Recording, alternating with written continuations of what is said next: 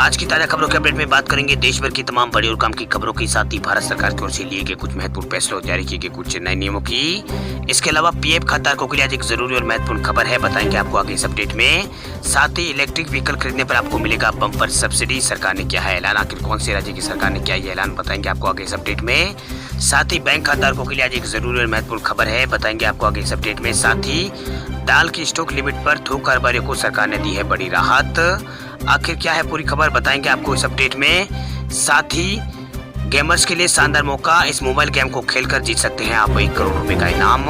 आखिर कौन सा ये गेम है जिसमें आप 1 करोड़ का इनाम जीत सकते हैं, बताएंगे आपको आगे इस अपडेट में। साथ ही बच्चों के लिए कोरोना वैक्सीन को लेकर एक बड़ी और महत्वपूर्ण खबर है, बताएंगे आपको आगे इस अपडेट में। साथ ही कोरोना कर्फ्यू और लॉकडाउन से जुड़ी कुछ महत्वपूर्ण बड़ी खबरें हैं, बताएंगे एक एक करके इस अपडेट में। साथ ही बात करेंगे आज के ताजा मौसम समाचारों की। देश के किन किन राज्यों में है भारी बारिश के आसार, देश के किन किन राज्यों में बाढ़ का खतरा मंडरा रहा है। साथ ही आज की तमाम बड़ी और काम की खबरों की बात करेंगे इस अपडेट में। बात करते हैं आज की पहली बड़ी खबर की, तो एसबीआई के ग्राहकों के लिए जरूरी सूचना, 30 सितंबर तक कर ले ये काम वरना बंद हो जाएगा आपका अकाउंट। दरअसल भारतीय स्टेट बैंक ने अपने ग्राहकों को एक नोटिस जारी किया है। बैंक ने खाताधारकों से कहा है कि जल्द से जल्द पैन और आधार को 30 सितंबर तक लिंक करा ले। बैंक ने कहा है कि अगर आप ये काम तय सीमा के यहाँ पर समय सीमा तक नहीं करते हैं तो आपकी जो बैंकिंग सेवा है वो बाधित हो सकती है। भारतीय स्टेट बैंक ने अपने ऑफिशियल वेबसाइट पर ये बात यहाँ पर कही है। साथ ही भारतीय स्टेट बैंक ने कहा है कि अगर आधार और पैन को एक साथ यहाँ पर लिंक नहीं किया तो जो आपका पैन कार्ड है वो निष्क्रिय हो जाएगा। इसके कारण बैंक ने ग्राहकों से कहा है कि वे अपने खाते से निर्बाध संचालन के लिए पैन और आधार कार्ड को यहाँ पर लिंक कर ले। नोटिस में कहा गया कि पैन कार्ड को आधार कार्ड से लिंक करने की जो तारीख है वो 30 सितंबर रखी गई है। इसके अलावा बैंक ने केवाईसी को लेकर भी एक बड़ा अपडेट यहाँ पर दिया है। अगर आपने 30 सितंबर तक अपना केवाईसी अगर नहीं आप कराते हैं तो आपके साथ क्या होगा, तो एसबीआई ने ये भी कहा है कि बिना केवाईसी का जो आपका बैंक अकाउंट है वो सस्पेंड होता है तो आपके अकाउंट में जो पैसा है वो भी फ्रीज हो जाएगा, आप उस पैसे को निकाल नहीं सकेंगे। साथ ही आपको किसी भी सरकारी योजना का लाभ नहीं मिलेगा और कोई सब्सिडी भी आपको नहीं मिलेगी। एसबीआई ने कहा कि अगर आपके बैंक अकाउंट से आपका पैन कार्ड आधार कार्ड अगर लिंक है तो आपको बैंक को दोबारा आधार पैन को भेजने की जरूरत नहीं है। सरकार ने पहली बार जुलाई 2017 में पैन कार्ड और आधार कार्ड को लिंक करने की डेडलाइन तय की थी। हालांकि तब से सरकार लगातार कई बार इसकी जो डेडलाइन है उसको आगे बढ़ा दी, सरकार ने कई बार आगे बढ़ाया है। आपको बता दें कि किसी भी तरह के वित्तीय लेन देन में पैन कार्ड जरूरी होता है। आप बैंक अकाउंट खुलवाएं, यहाँ पर डीमेट अकाउंट खुलवाएं, किसी भी प्रॉपर्टी खरीद फरोख्त या कुछ भी करने के लिए आपको पैन कार्ड जरूरी आपके पास होना चाहिए। इसलिए इस बैंक ने ये बात यहाँ पर कही है। चलिए बात कर लेते हैं अगले अपडेट की, तो बच्चों के लिए सितंबर में आ सकती है कोरोना वैक्सीन, अंतिम चरण में पहुंचा है ट्रायल। बच्चों के लिए भारत में जल्द ही कोरोना वैक्सीन आने की संभावना है। एम्स के सूत्रों के मुताबिक 6 से 12 वर्ष के बच्चों को भारत बायोटेक की कोवैक्सीन की दूसरी खुराक दी जा चुकी है। संभावना है कि अगले सप्ते में 2 से 6 वर्ष के बच्चों का जो परीक्षण है वो शुरू किया जाएगा। वही बच्चों पर ट्रायल के लिए 3 समूह यहाँ पर बनाए गए हैं। 12 से 18 वर्ष की आयु में 175 बच्चे हैं, वही 6 से 12 के आयु वर्ग में 175 बच्चे, वही 2 से 6 की आयु में 175 बच्चों को शामिल यहाँ पर किया गया है। इनमें 6 से 12 वर्ष की आयु के बच्चों को कोवैक्सीन की दूसरी खुराक दी जा चुकी है। वे अब अगले हफ्ते से 2 से 6 साल के बच्चों को दूसरी खुराक यहाँ पर दी जाएगी। संभावना है कि माह के अंत तक रिपोर्ट आने पर वैक्सीन कितनी कारगर है ये यहाँ पर पता चलेगा। केंद्र सरकार ने भी बीते शुक्रवार को दिल्ली हाई कोर्ट को बताया था कि निकट भविष्य में 18 वर्ष की आयु से कम उम्र के बच्चों के लिए कोरोना वैक्सीन उपलब्ध होगी। साथ ही बताया था कि यहाँ पर ट्रायल जल्दी पूरा होने वाला है। अतिरिक्त यहाँ पर सेक्रेटरी जनरल चेतन शर्मा ने अदालत को यहाँ पर बताया था कि यहाँ पर जो जाइडस कैडिला है, यहाँ पर जाइडस कैडिला ने 12 से 18 वर्ष की आयु के बच्चों पर यहाँ पर ट्रायल पूरा कर लिया है। वही सरकार की ओर से यहाँ पर दाखिल किए गए हल्फनामा में बताया गया कि drug controller general of India DGCI ने भारत बायोटेक को 2 से 18 वर्ष की आयु के बच्चों को कोवैक्सीन के जो क्लिनिकल परीक्षण है उसकी अनुमति यहाँ पर दी है। चलिए बात कर लेते हैं अगले अपडेट की, तो पीएफ सब्सक्राइबरों के लिए बड़ी खुशखबरी, इस महीने के अंत तक खाते में आएगा 8.5% ब्याज। ईपीएफओ के 6 करोड़ सब्सक्राइबरों को इस महीने के अंत तक तोहफा मिलने वाला है। सूत्रों के हवाले से खबर मिली है कि पीएफ होल्डर्स जो अकाउंट होल्डर्स हैं उनके खातों में इस महीने मोटी रकम आने वाली है, क्योंकि कर्मचारी भविष्य निधि संगठन यानी ईपीएफओ वित्त वर्ष 2020-21 के लिए 8.5% ब्याज सब्सक्राइबरों के अकाउंट में ट्रांसफर कर सकता है। सरकार ने इसे हरी झंडी यहाँ पर दे दी है। वही ये यहाँ पर इस महीने जुलाई के अंत तक 8.5% ब्याज जो खाते में आ जाएगा। सूत्रों के हवाले से पता चला है कि श्रम मंत्रालय की मंजूरी के बाद ईपीएफओ के सब्सक्राइबरों के खाते में ये 8.5% ब्याज की रकम जुलाई के अंत तक यहाँ पर आ जाएगी। मंत्रालय से मिली मंजूरी के बाद इसे ट्रांसफर यहाँ पर प्रक्रिया को शुरू किया जाएगा। इसके पहले पिछली बार वित्त वर्ष में 2019-20 में केवाईसी में हुई गड़बड़ी की वजह से ब्याज मिलने में कई सब्सक्राइबरों को 8 से 10 महीनों का लंबा इंतजार करना पड़ा था। देश में 6 करोड़ 44 लाख लोग पीएफ के दायरे में यहाँ पर आते हैं। आपको बता दें कि ईपीएफओ की सुप्रीम संस्था सेंट्रल बॉडी ऑफ ट्रस्टीज यानी सीबीटी ने यहाँ पर वित्त वर्ष 2020-21 के लिए ब्याज दरों को बिना बदलाव के 8.5% पर बरकरार रखने का फैसला लिया था, जो कि पिछले 7 साल के निचले स्तर की ब्याज दर है। इससे पहले वित्त वर्ष 2013 में यहाँ पर ईपीएफओ की ब्याज दर 8.5% थी। पिछले साल मार्च में ईपीएफओ की ब्याज दर को यहाँ पर ईपीएफओ ने रिवाइज किया था। इससे पहले वित्त वर्ष 2019 में ईपीएफ पर 8.65% का ब्याज यहाँ पर मिलता था। चलिए बात कर लेते हैं अगले अपडेट की। तो इलेक्ट्रिक व्हीकल खरीदने पर मिलेगी बम्पर सब्सिडी, सरकार ने किया है ऐलान।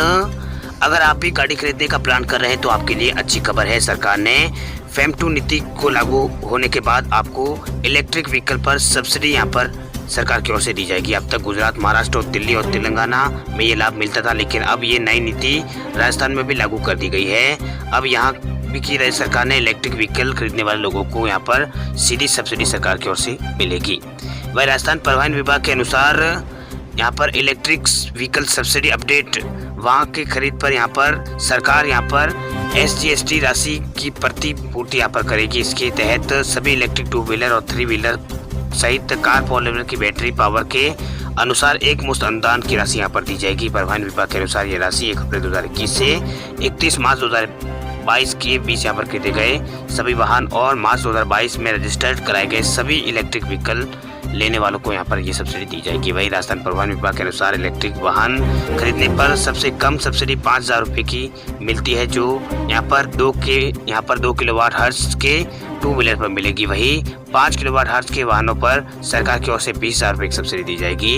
इस तरह आपको सरकार की तरफ से बढ़िया मुनाफा यहाँ पर राजस्थान में मिल रहा है।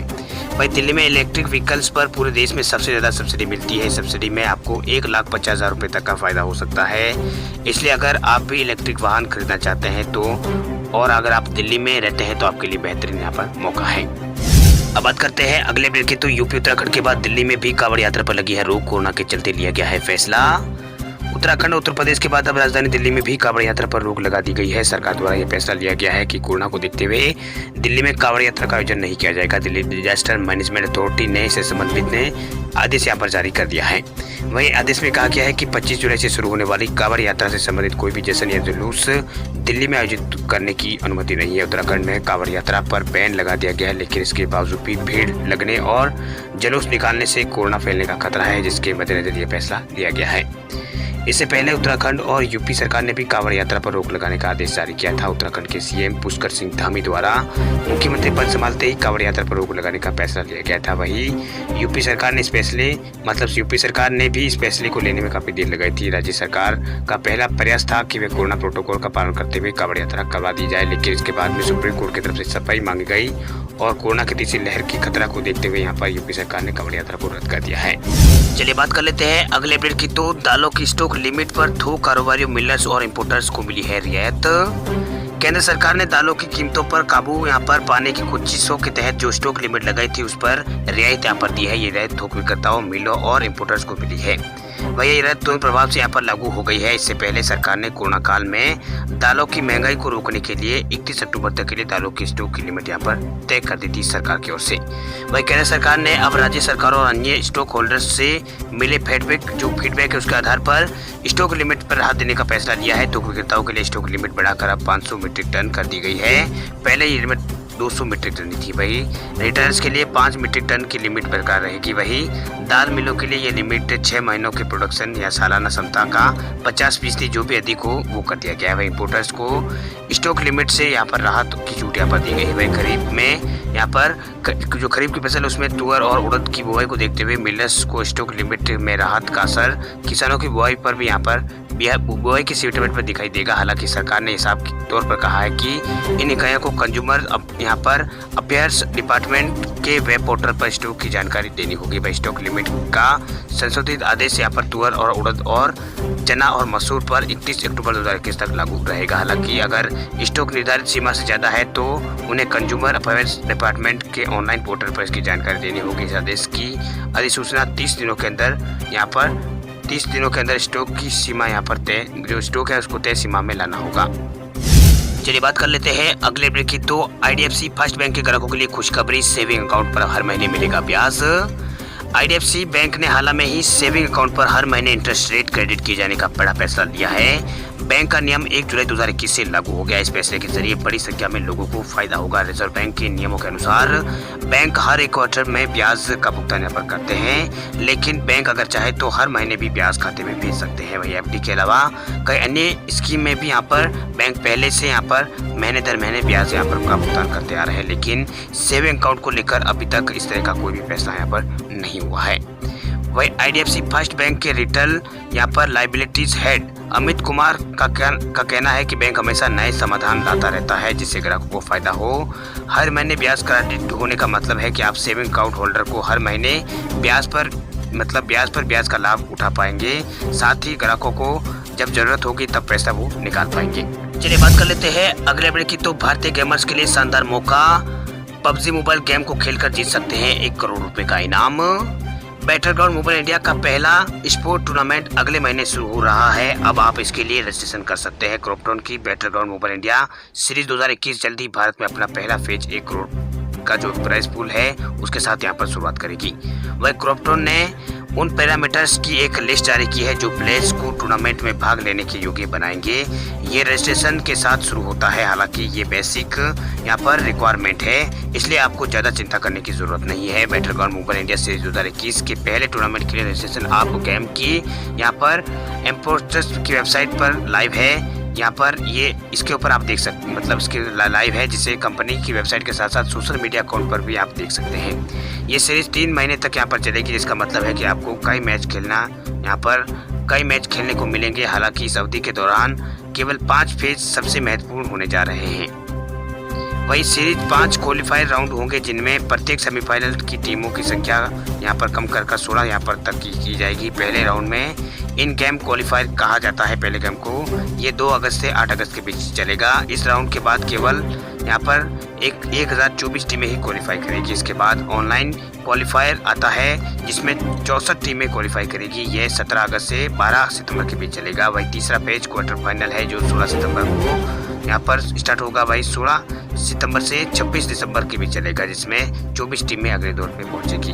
वही चौथे राउंड को सेमीफाइनल कहा जाता है। ये राउंड टीमों की संख्या इसमें घटकर 16 कर दी जाएगी। वही अंतिम राउंड को ग्रैंड फाइनल है, जहां केवल चैंपियन टीम ही भाग लेगी और विनर की घोषणा की जाएगी। ये राउंड 7 अक्टूबर से 10 अक्टूबर के बीच यहाँ पर खेला जाएगा।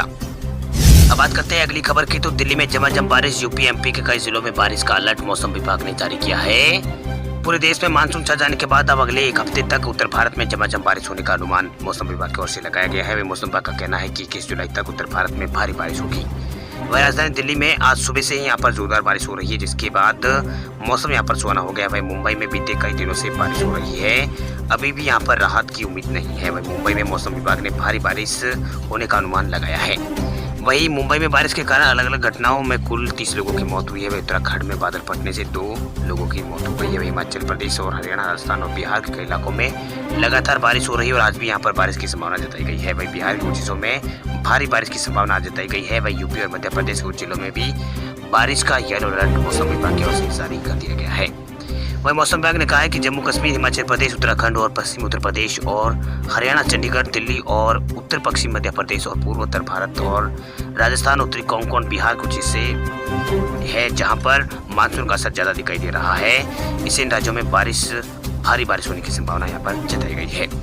वही राजधानी दिल्ली में कल कई इलाकों में यहाँ पर बारिश हुई। कल की जो सुबह थी वो बारिश के साथ हुई थी। वही गर्मी से लोग जो परेशान चल रहे थे उनको यहाँ पर राहत मिली है। वही मौसम अब यहाँ पर सुहाना हो गया। दिल्ली के कई इलाकों में तेज बारिश के कारण जगह जगह पानी भर गया। यातायात की समस्या भी यहाँ पर देखी गई है। मौसम विभाग का अनुमान है कि 21 जुलाई तक ऐसी ही यहाँ पर स्थिति यहाँ पर रहने की संभावना, यानी बारिश दिल्ली में लगातार जारी रहेगी। वही मानसून के प्रभाव में यूपी के कई इलाकों में भारी बारिश देखने को मिली है, जिसके बाद मौसम विभाग ने कई जिलों के लिए ऑरेंज अलर्ट जारी कर दिया। आपको बता दें कि यूपी के 32 में से यहाँ पर 32 जिलों में बीते 24 घंटों में यहाँ पर बारिश हो रही है। वही मौसम विभाग ने 9 जिलों के लिए ऑरेंज अलर्ट जारी किया है। इन 9 जिलों में नोगेनपुर खीरी, बिजनौर, मुजफ्फरनगर, पीलीभीत और शाजापुर, वाराणसी, संत रविदास नगर और मिर्जापुर और प्रयागराज शामिल है। यहाँ 87 किलोमीटर की रफ्तार से तेज हवा चलने की संभावना है। वही बिजली गिरने की भी संभावना यहाँ पर जताई गई है। वही उत्तराखंड के उत्तरकाशी में एक गाँव में रविवार रात को बादल फटने की खबर है। बताया जा रहा है कि इस हादसे में 2 महिला समेत 4 लोग लापता है। वही इसके अलावा कई घरों को यहाँ पर नुकसान भी पहुंचा है। इसके अलावा मध्य प्रदेश में मौसम विभाग ने येलो अलर्ट जारी कर दिया है। मध्य प्रदेश में भारी बारिश देखने को मिल रही है। यहाँ 11 जिलों में मौसम विभाग ने भारी बारिश का अलर्ट जारी कर दिया है, यानी येलो अलर्ट जारी कर दिया है। वह मौसम विभाग ने कहा है कि रीवा, दोमा और समेत 11 जिलों में येलो अलर्ट जारी किया गया है। इसके अलावा भोपाल, इंदौर और ग्वालियर और चंबल संभागों समेत 5 अन्य डिवीजनों के लिए येलो अलर्ट मौसम विभाग की ओर से जारी कर दिया गया है। वही बीते कई दिनों से मुंबई में भारी बारिश देखने को मिल रही है। भारी बारिश कहर बरपा रही है। वही अभी तक यहाँ पर राहत की कोई असर नहीं है। वही मौसम विभाग ने यहाँ आज भारी बारिश का अनुमान जताया है। वही मुंबई में बारिश के कारण अलग अलग घटनाओं में 30 से अधिक लोगों की मौत हुई।